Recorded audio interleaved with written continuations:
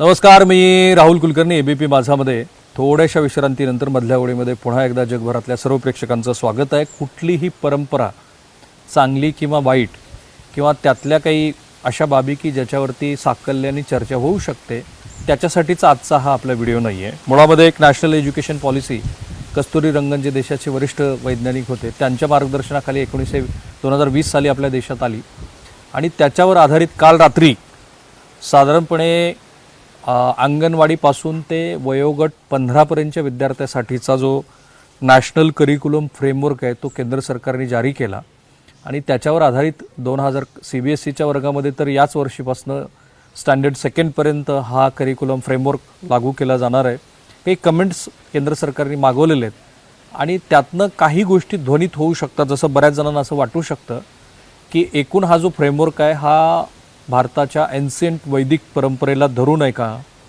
कारण याच्यामध्ये योगाबद्दल बोललं गेलेलं आहे, याच्यामध्ये भारतीय परंपरा मूल्य याच्या रूट्सबद्दल बोललं गेलेलं आहे आणि म्हणून हा जो संपूर्ण 628 पानाचा फ्रेमवर्क आहे त्यातले जे महत्त्वाचे भाग आहेत ते महत्त्वाचे भाग आज आपण आपल्या मधल्या ओळीमध्ये सांगूया. आणि हे सांगण्याच्या आधी मी काल नुकतेच अमेरिकेतनं परत आलेले महाराष्ट्रातले एक चांगले शिक्षक श्री रणजित डिसले यांच्याकडे हा ड्राफ्ट पाठवला होता. तर त्यांनी मला यातले काही मेसेजेस पाठवलेत. ते असं आहे की नॅशनल एज्युकेशन पॉलिसी 2020च्या अंमलबजावणीमधील पुढचा टप्पा म्हणजे हा ड्राफ्ट आहे ज्याला NCF म्हणजे नॅशनल करिक्युलम फ्रेमवर्क म्हणतात. आणि महाराष्ट्रातल्या तमाम शिक्षक, विद्यार्थी, पालकांसाठी आजची मधली ओळ अतिशय महत्त्वाची आहे, कारण याच्यामध्ये खूप तपशीलवार मी काही गोष्टी सांगणार आहे. जसं की आपण मधल्या ओळीमध्ये सांगितलं की इथून पुढे 10वी आणि 12वीच्या बोर्डाच्या परीक्षा नसतील, म्हणजे केवळ एकच परीक्षा नसेल तर ती 2 वर्षातनं परीक्षा होतील आणि त्याही परीक्षेमध्ये आधीच्या इयत्तेमध्ये तुम्हाला मिळालेले जे गुण आहेत ते गृहीत धरले जाणार आहेत. So mind you, this is very important video for you and one must have to, तुम्ही याच्यातली प्रत्येक गोष्ट नीट समजून घ्या आणि त्याच्यावरती डिबेट करा. आता याच ड्राफ्टच्या आधारे प्रत्येक राज्य स्वतःचं असं SCF म्हणजे त्याचा स्वतःचा एक स्टेट करिक्युलम फ्रेमवर्क तयार करेल ज्याला स्टेट करिक्युलम फ्रेमवर्क म्हणतील आणि मग याच SCFच्या आधारे आपली पाठ्यपुस्तकं तयार होतील. केंद्रीय पातळीवरती ज्या केंद्रीय संस्था आहेत, NCERT आहे किंवा CBSE आहे, त्यांच्यासाठीचा फ्रेमवर्क जो आहे तो ऑलरेडी जाहीर झालेला आहे. त्याच्यावरती आता लोकांच्या प्रतिक्रिया घ्यायच्यात. हे जे काल जारी झालेलं जे डॉक्युमेंट आहे, जो ड्राफ्ट आहे, तो नॅशनल एज्युकेशन पॉलिसीवरती म्हणजे प्रामुख्यानं यात काय काय गोष्टी आहेत तर एक आहे ॲप्रोच. कुठला ॲप्रोच तर लोकशाही प्रधान देशातील नागरिक घडवण्यासाठी मूल्याधारित, आरोग्यदायी, आर्थिकदृष्ट्या सक्षम, कारण याच्यामध्ये इकॉनॉमिक्स हा पण विषय आलेला आहे आणि म्हणून मला असं वाटलं की फार इंटिग्रिटीने, खूप बारकाईनं, मायन्युटली ज्याला इंग्रजीमध्ये आपण म्हणतो, असा विचार करून हा नवीन ड्राफ्ट आणण्यात आलेला आहे. आर्थिकदृष्ट्या म्हणजे एकतर लोकशाही प्रधान नागरिक, आरोग्यदायी, आर्थिकदृष्ट्या सक्षम समाज निर्मिती घटक हे उद्दिष्ट डोळ्यासमोर ठेवून या ड्राफ्टची निर्मिती करण्यात आलेली आहे. शाळेमध्ये विषय कुठले असणार आहेत तर शाळेत कोणते विषय कशा पद्धतीनं शिकवले जावेत याबद्दलचं सुद्धा याच्यामध्ये मार्गदर्शन आहे. क्रॉस कटिंग थीम आहे. या नव्यानं या गोष्टी याच्यामध्ये सहभागी झालेल्या आहेत ज्यात मूल्य शिक्षण, सर्वसमावेशकता, पर्यावरण, ICT आणि स्कूल कल्चर काय आहे तर शाळा म्हणजे एक इकोसिस्टम अशा पद्धतीनं त्याला डेव्हलप करण्यासाठीचं हे मार्गदर्शनपर डॉक्युमेंट आहे. याच्यामध्ये सपोर्ट सिस्टीमचा सहभाग आहे. ते काय असणार आहे ते मी तुम्हाला सांगेनच. महत्त्वाचे काय बदल आहेत तर आता अंगणवाडी या मुख्य प्रवाहातील शिक्षणाचा भाग असतील. म्हणजे पूर्वी अंगणवाड्या किंवा ज्युनियर KG, नर्सरी यांना आपण ज्या पद्धतीने ट्रीट करत होतो ते तसं नसेल, ते व्हॉलंटिअरली नसेल, तर ते आता मुख्य प्रवाहातल्या शिक्षणाचा भाग असेल. नॅशनल करिक्युलम फ्रेमवर्कमध्ये 3 ते 18 वयोगटातल्या विद्यार्थ्यांसाठी आहे ज्याच्यामध्ये 5+3+3+4 असा एकूण पॅटर्न लागू होईल. तोही मी तुम्हाला समजावून सांगेल. NCF या संपूर्ण पॅटर्नमध्ये मला जे महत्त्वाचं दिसतं ते म्हणजे आहे क्रॉस कटिंग थीम. आणि ती काय आहे की ज्याच्यामध्ये मूल्य शिक्षण, भारतीय संस्कृती, पर्यावरण, सर्वसमावेशता वगैरे या गोष्टीचा याच्यामध्ये समावेश केला जाणार आहे. आणि म्हणून मी म्हटलं की भारतीय परंपरा, त्यातल्या त्यात वैदिक परंपरा, वेद, उपनिषद, योग, आयुर्वेद या सगळ्या गोष्टींचा समावेश याच्यामध्ये करण्यात आला आहे. पण त्याच्या आधी सगळ्या पालकासाठीची महत्त्वाची जी गोष्ट आहे ती अशी आहे की इयत्ता 12वीची परीक्षा ही 2 टप्प्यामध्ये होईल. 10वी आणि 12वीच्या परीक्षेचा जो अंतिम निकाल लागेल त्या निकालाच्या आधीच्या वर्गातले जे गुण आहेत ते विद्यार्थ्यांच्या मार्कलिस्टमध्ये जोडले जाणार आहेत. आता याच्यामध्ये हे जे नवं राष्ट्रीय धोरण आहे त्याच्यामध्ये विज्ञान, वाणिज्य आणि कला अशा कुठल्याही शाखा नसतील. या शाखा संपुष्टात आणण्याचा हा प्रयत्न आहे. कोरोना काळात जशा बोर्डाने 2 टप्प्यात परीक्षा घेतला आता तीच व्यवस्था कायम करण्यात आलेली आहे आणि हे जे नवं फ्रेमवर्क आहे हे 2024-25 पासून लागू होईल. तुम्हाला जर आठवत असेल का आपल्याकडे नवोदय विद्यालयाची जी संकल्पना आली त्यात काही महाराष्ट्राचं कॉन्ट्रीब्युशन आहे असं म्हणतात. त्याबद्दल आता वेळ नाही आहे ते सविस्तरने सांगायला. पण ज्या वेळेला राजीव गांधी, दिवंगत राजीव गांधी यांच्या पंतप्रधान पदाच्या काळामध्ये तेव्हाचं राष्ट्रीय शैक्षणिक धोरण आलेलं होतं, त्याची चर्चाही झाली देश पातळीवरती. त्याचा जो ब्रेन होता तो ब्रेन नंतर देशाचे पंतप्रधान झालेले PV नरसिंहराव होते.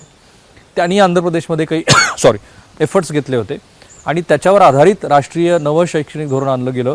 माझ्या माहितीनुसार या नव्या शैक्षणिक धोरणामध्ये जसे वेगवेगळे सायंटिस्ट आणि देशातली महत्त्वाची तज्ज्ञ मंडळी आहेत तसेच तेव्हाचे HRD मिनिस्टर श्री प्रकाश जावडेकर यांचं कॉन्ट्रीब्युशन मोलाचं आहे. आत्तापर्यंत 1975, 1988, 2000 आणि 2005 मध्ये करिक्युलम फ्रेमवर्क बनवला गेलेला आहे. बोर्ड परीक्षांच्या स्वरूपात बदल करण्याचा हा पहिलाच खरं तर प्रयत्न नाही आहे. 2009 मध्ये 10वीसाठी समग्र मूल्यांकन पद्धती लागू केली होती पण 2017 मध्ये ती परत घेतली आणि म्हणून या नव्या पद्धतीचं महत्त्व लक्षात घ्या. या संपूर्ण 628 पानामध्ये त्यांनी असं म्हटलंय की विद्यार्थ्यांचं मूल्यमापन अवघ्या काही तासामध्ये म्हणजे 10वी आणि 12वीच्या बोर्डात करणं हे अतिशय चूक आहे. त्याचं एकूण मूल्यांकन हे सातत्यानं होत राहावं आणि म्हणून हा फ्रेमवर्क अनेक गोष्टी सांगतो. मसुद्यात अखेरच्या 4 वर्षात म्हणजे 9वी ते 12वी विषय निवडण्यामध्ये विद्यार्थ्यांना लवचिकता आहे. त्यांना जे हवेत ते विषय त्यांना निवडता येतील. ते मानवशास्त्र, गणित किंवा कम्प्युटर, व्यावसायिक शिक्षण, शारीरिक शिक्षण, कला, सामाजिक शास्त्र, विज्ञान आणि आंतरविद्याशाखीय अशा 8 विभागामध्ये या विषयांची विभागणी करण्यात आलेली आहे. ही 4 वर्षे सुद्धा 2 टप्प्यात आहेत. म्हणजे 9वी ते 12वी ही जी 4 वर्ष आहेत त्याचीही 2 टप्प्यामध्ये विभागणी केली आहे. 9वी आणि 10वी आणि 11वी आणि 12वी असे हे 2 टप्पे असतील. पहिला टप्पा म्हणजे 9वी आणि 10वी त्यामध्ये विज्ञान, सामाजिक शास्त्र, मानवशास्त्र शिकवलं जाईल. तर दुसऱ्या टप्प्यामध्ये ज्याच्यामध्ये 11वी आणि 12वी आहे त्याच्यामध्ये इतिहास, भौतिकशास्त्र आणि भाषाशास्त्र शिकवलं जाईल. 9वी आणि 10वीच्या 2 टप्प्यात विभागणीचा कोणताही प्रस्ताव नाही. पण 9वी आणि 10वीत विद्यार्थ्यांना 8 विषयापैकी प्रत्येक गटाचे प्रत्येकी 2 विषय म्हणजे एकूण 16 विषय आहेत 2 वर्षात शिकावे लागतील. दोन्ही वर्गाची वार्षिक परीक्षा होईल पण याच्यामध्ये सेमिस्टर पद्धतीचा पर्याय सुद्धा असेल. 16 पैकी 8 विषयांचे पेपर पहिले वर्ष म्हणजे 9वी आणि उर्वरित 8 विषयांचे पेपर 10वीत उत्तीर्ण करावे लागतील. 10वीच्या अंतिम प्रमाणपत्रात 9वीचे गुण सुद्धा समाविष्ट केले जाणार आहेत. अशाच प्रकारे 11वी व 12वीतही 8 विषय समूहातील 4 विषय शिकावे लागतील. या दोन्ही वर्षात सेमिस्टर पद्धतीने शिक्षण दिलं जाईल. निवडलेला विषय एका सेमिस्टरमध्ये पूर्ण करायचा आहे. 12वीचे प्रमाणपत्र मिळवण्यासाठी विद्यार्थ्याला 16 पेपर म्हणजे कोर्स उत्तीर्ण व्हावं लागेल. 8 पैकी 3 विषय समूहातून तर 4 विषय निवडावे लागतील. एखादा विद्यार्थी समाजशास्त्र विषय समूहातून इतिहासाची निवड करत असेल तर त्याला इतिहासाचे 4 पेपर म्हणजे तो कोर्स पूर्ण करावा लागेल. गणित गटातून संगणकशास्त्र निवडल्यास 4 कोर्स करावे लागतील. CBSE साठी महत्त्वाचं आहे. CBSE मूल्यांकन पद्धतीत बदल करत 2024च्या बोर्ड परीक्षेत मल्टिपल चॉईस क्वेश्चन्स म्हणजे MCQ जास्त संख्येनं विचारण्याचा तसेच शॉर्ट व लॉंग आन्सर असलेल्या प्रश्नाचं वेटेज कमी करण्याचा निर्णय घेतला गेलेला आहे. MCQ वरती आधारित ह्या गोष्टी असणार आहेत CBSE मध्ये. बोर्डाचे नवे राष्ट्रीय शैक्षणिक धोरण पाहता त्यावर आधारित हे केलेलं आहे. आणि मला जो या सगळ्याचा सार दिसला तो असा आहे की मुख्यत्वे घोकमपट्टीला बाय बाय, आपलं म्हणून स्वतःचं जे काही मूल्य वगैरे होतं त्याची आठवण, तुमचा योग, शरीराकडे लक्ष देणं, कथा, कविता वगैरे या गोष्टीला महत्त्व आणि MCQला अधिक महत्त्व देऊन तुमच्या घोकमपट्टीपेक्षा तुम्ही ह्या गोष्टीला अधिक महत्त्व द्या की ज्याच्यातनं विद्यार्थ्यांच्या बद्दलची स्वतःची जी सर्वांगीण प्रगती आहे ती होण्याच्या दृष्टीने. खरा विषय जो मी आत्ता म्हटलंय की याच्यामध्ये जो विषय चर्चेला येईल तो काय आहे की ज्याच्यामध्ये वैदिक परंपरेचा काही भाग आहे का असं बऱ्याच जणांना वाटू शकतं. त्याच्यामध्ये लिहिलंय की प्रमाण, कुठले प्रमाणच असणे, thinking about knowledge, how does one know and what are the true sources of knowledge has been a philosophical pre-occupation of ancient Indians. The following 6 pramans were considered as valid means through which one can gain knowledge about the world. 6 प्रमान्स आहेत की ज्याच्यावर आधारित या सगळ्या शैक्षणिक करिक्युलमला आणलं गेलेलं आहे. प्रत्यक्ष, this is usually interpreted as direct perception through the 5 senses. It can be further divided into anubhava, direct perception, and smriti, remembered perception. बाकी जास्त सांगायची तर तुम्हाला गरजच नाही. Anumana, using inferences to come to new conclusion from the observation as one another way of coming to know. Upamana, knowing through analogy and comparison is upamana, relating to existing knowledge and identifying the similarities and differences and thus coming to know new things or experiences is another valid way of knowing. चौथा आहे अर्थपत्ती, knowing through circumstantial implications is अर्थपट्टी. Anupalabidi, perception of non-existence is considered a valid form of knowledge. To observe that the well is empty of water is knowing something about the well. People have come to significant conclusions because the dogs did not bark that night. Sabha, in some system of knowledge, the testimony of an expert is admissible as a true knowledge, that an individual can only directly know a fraction of all reality through direct experiences and inferences, but must rely on other experts, was acknowledged 1,000 of years ago. These different pramanas were recognized as valid or invalid sources of knowledge by different philosophical systems of ancient India. These ancient investigations of the nature of knowledge are still relevant of education. By having a deeper grasp of the nature of knowledge, teachers are better equipped to select appropriate content, prodigy and assessment to achieve the aims of education. म्हणून मी म्हटलं की पहिल्या आपल्या मधल्या ओळीच्या आजच्या भागामध्ये आपण म्हटलं की हे काही वैदिक परंपरेवरती आधारित आहे का. आज शिक्षण मंत्रालयाने म्हणजे काल शिक्षण मंत्रालयाने शालेय शिक्षणासाठीचा हा राष्ट्रीय अभ्यासक्रम ज्याला फ्रेमवर्क तो पूर्व मसुदा जारी केलेला आहे. विद्यार्थी, पालक, शिक्षक, शिक्षकेतर, तज्ज्ञ, विद्वान आणि व्यावसायिकांकडून अभिप्राय मागवला आहे. एकूण हा 628 पानाचा आहे. याच्यामध्ये 3 ते 18 वयोगटासाठी महत्त्वाचा भाग आहे. भारतीय तत्वज्ञान मूल्य किती खोलवरती रुजलेली आहेत त्याच्याबद्दल ह्या ड्राफ्टमध्ये बोललं गेलेलं आहे. संतुलित आहार, पारंपरिक खेळ, योगासने, विविध प्रकारच्या कथा, लोरी, कविता, प्रार्थना यातून संस्कृतीविषयी आपल्या संस्कृतीविषयी प्रेम निर्माण करण्याचा प्रयत्न आहे. The grade 10 certification students will have to take 2 essential courses from humanities, maths and computing, vocation education, physical education, art education, social science and interdisciplinary areas. मी जे आत्ता सांगितलं मराठीमध्ये त्याचंच थोडंसं आणखी इंग्लिशमध्ये आहे. In grade 11 and 12 students will be offered choice based courses in the same disciplines for more rigorous engagement. Art education will include music, dance, theatre, sculpture, painting, set design, script writing, while interdisciplinary areas will include knowledge of India, traditions and practice of Indian knowledge system. For class 10, 11 and 12, modular board exams will be offered as opposed to a single exam at the end of the year, and final result will be based on the cumulative result of each exam. या संपूर्ण 628 पानामध्ये 10वी आणि 12वीच्या board परीक्षेबद्दल ते असं म्हणत आहेत की unnecessarily anxiety वाढवणं, विद्यार्थ्यांचं केवळ 3 तासामध्ये मूल्यांकन करणं याच्यावरती आता ही पद्धती बंद केली पाहिजे. जशी नॅशनल एज्युकेशन पॉलिसी आहे त्याच्यावरती आधारित 10वी आणि 12वीसाठी केवळ 1 परीक्षा नसेल, वर्षातनं 2 परीक्षा असतील. त्याचं सुद्धा मूल्यांकन हे वर्षभरातल्या विद्यार्थ्यांच्या एकूण मूल्यांकनावरती आधारित असणार आहे. The document focuses on the importance of questioning by giving example of Upanishads and includes example of Katha Upanishad. For the framework, ती कथा आहे वगैरे तुम्हाला माहितीच आहे. For the framework of the social science curriculum, it emphasizes understanding and appreciating the feeling of Indianness, Bhartiyatva, by valuing the rich culture, heritage and tradition of the country. The pre-draft recommends learning about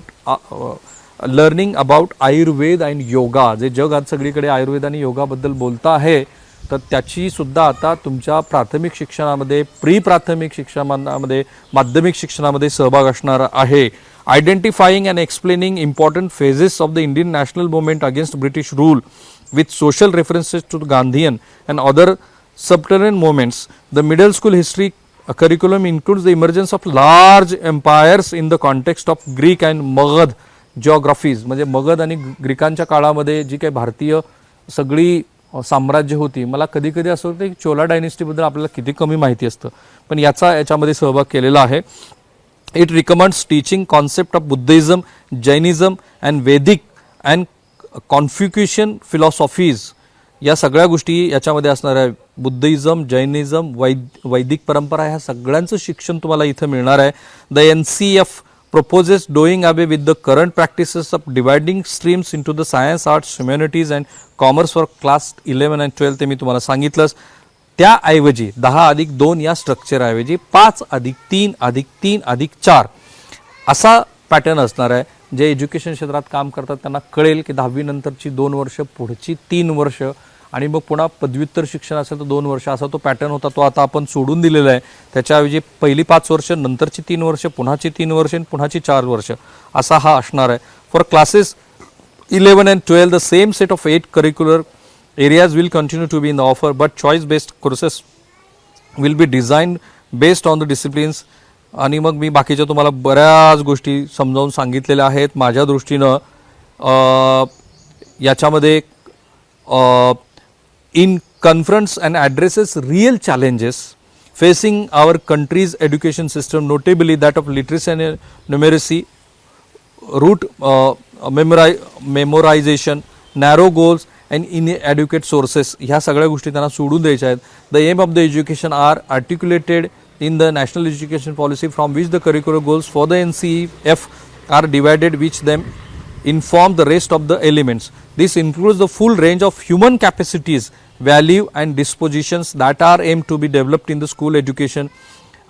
Practices and culture must work in the tandem in to develop these and move away from the overemphasis on memorization. फक्त आठव म्हणजे तुम्ही पाठांतर करून जे शिक्षण घेता त्यापासून पूर्णपणे दूर जायचं आहे, अशा पद्धतीनं या एज्युकेशन पॉलिसीमध्ये त्यांनी भर दिलेला आहे. द NCF हा जो नवीन पद्धतीनं ते बोललं जातं आहे, जे NCF मध्ये नव्या पद्धतीनं सांगितलं जातं आहे. NCFच्या या नव्या पद्धतीमध्ये मुख्यत्वे जो फोकस आहे तो तुम्हाला मी सांगितला. आता जाता एक महत्त्वाची गोष्ट, या वर्षापासून BA, BCom आणि BSc साठी राष्ट्रीय शैक्षणिक धोरण महाराष्ट्रामध्ये लागू होणार आहे. 2020 साली जे धोरण घोषित झालं होतं त्यानंतरच्या 2 वर्ष कोरोनाशी आपण झगडत राहिलो. नंतर मात्र की मल्टीडिसिप्लिनरी चॉईस तुमच्यावरती, तुम्हाला हव्या त्या पद्धतीचं शिक्षण, असं जे काही होतं ते राष्ट्रीय शैक्षणिक धोरण BA, BCom आणि BSc साठी याच वर्षापासून लागू होतं आहे. आणि याचं महत्त्व म्हणूनच लक्षात घ्यायला हवं की महाविद्यालयीन पातळीवरती ते लागू होतं आहे, तर पुढच्या वर्षापासून जो नवीन ड्राफ्ट मी तुम्हाला सांगितला जो प्री बोर्ड आणि माध्यमिक शिक्षणासाठी आहे तो लागू होणार आहे. पुणे विद्यापीठाचे माजी कुलगुरू डॉक्टर नितीन करमळकर यांनी पुण्यामध्ये विद्यार्थ्यांशी बोलत असताना हे सांगितलं की BA, BCom आणि BSc साठी शैक्षणिक धोरण हे याच वर्षापासून लागू होत आहे. मला पूर्ण खात्री आहे की मी जी दिलेली माहिती आहे ती महत्त्वाची आहे, पण याच्याबद्दलच्या अनेक तपशीलवार गोष्टी, कारण 628 पानं वाचून I am not a education expert, पण मला त्यातल्या ज्या काही महत्त्वाच्या गोष्टी वाटल्या त्या मी महाराष्ट्रासमोर, देशासमोर, जगासमोर मांडल्या. याच्यावरती डिबेट होणं अपेक्षित आहे. तुम्ही पालकांनी, विद्यार्थ्यांनी, शिक्षण क्षेत्रात काम करणाऱ्या मंडळींनी याच्यावरती स्वतःचा फीडबॅक देणं अपेक्षित आहे. तो द्यावा तुम्ही, म्हणूनच आपण आज मधल्या ओळीतनं या गोष्टीची नोंद घेतली. तुम्हाला आमचे हे जे प्रयत्न आहेत ते आवडत आहेत असं दिसतंच आहे, कारण अतिशय चांगल्या पद्धतीनं कन्स्ट्रक्टिव्हली तुम्ही या आमच्या मधल्या ओळीच्या प्रयोगाचं स्वागत करताय. पण या उपरही, कारण सतत असं म्हणतात की राजकारणाकडेच माध्यमांचा फार जास्त फोकस आहे, पण माझ्यामध्ये राजकारण सर्वव्यापी आहे, त्याला तर सोडून चालता येत नाही. पण त्याशिवाय अशा ज्या महत्त्वाच्या गोष्टी असतात त्याची वेळोवेळी आपण नोंद घेतो. तुम्हाला जर काही वेगळ्या सूचना करायच्या असतील तर या व्हिडिओच्या कमेंट बॉक्समध्ये जरूर करा. माझे आणि ABP माझाचे जेवढे म्हणून सोशल मीडिया प्लॅटफॉर्म आहेत त्या सगळ्यावर आम्ही आहोत. सगळेजण आम्हाला फॉलो करायला लागा. थांबूया. ABP माझा, उघडा डोळे बघा नीट.